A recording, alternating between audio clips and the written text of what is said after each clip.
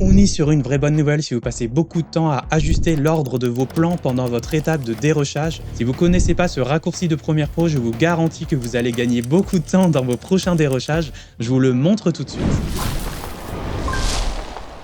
Donc là, par exemple, on a une suite de plans où on dérush et on choisit dans quel ordre on met les choses dans le montage. Et là, je me dis par exemple, tiens, ce plan-là, j'aimerais bien le mettre avant ces deux-là. Donc la technique un peu longue, c'est d'aller se dire, ah, il faudrait qu'il soit là, je vais le déplacer. Ah mince, attends, il y a le son, faut que je garde le son. Un clic, deux clics, trois clics, quatre clics, cinq clics, six clics, sept clics, huit clics. Ah mon dieu, c'est si long. Et là, ça y est, j'ai enfin passé ce plan de l'autre côté. Donc si je reviens à l'étape initiale, le raccourci Game Changer que j'ai découvert beaucoup trop tard, c'est de sélectionner son rush et de rester enfoncé sur CTRL ou commande sur Mac et de venir déplacer son rush. Et là, vous voyez, il y a une sorte de barre blanche avec des pointillés et des petites flèches partout là.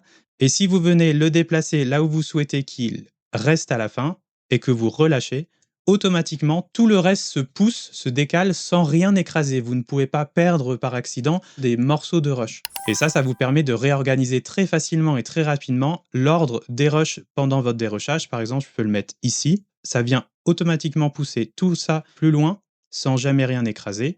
Et finalement, lui, je voudrais qu'il soit là. Hop, il arrive là. Lui, ici. Donc là, on voit très rapidement les différentes opérations de changement d'ordre des rushs. Ça rend beaucoup plus agréable l'étape du dérush qui est franchement pas la plus fun dans le montage. Et avoir beaucoup moins de friction comme ça laisse beaucoup plus de place à la créativité notamment qui est très importante en montage. J'espère que ce tuto vous aura aidé, dites-moi dans les commentaires si vous connaissiez ou pas ce raccourci et allez voir la description de cette vidéo, j'ai encore plein d'outils et plein d'astuces à vous partager pour créer des vidéos qui soient de meilleure qualité tout en gagnant du temps au quotidien. Et en attendant, moi je vous dis à très bientôt dans la prochaine vidéo.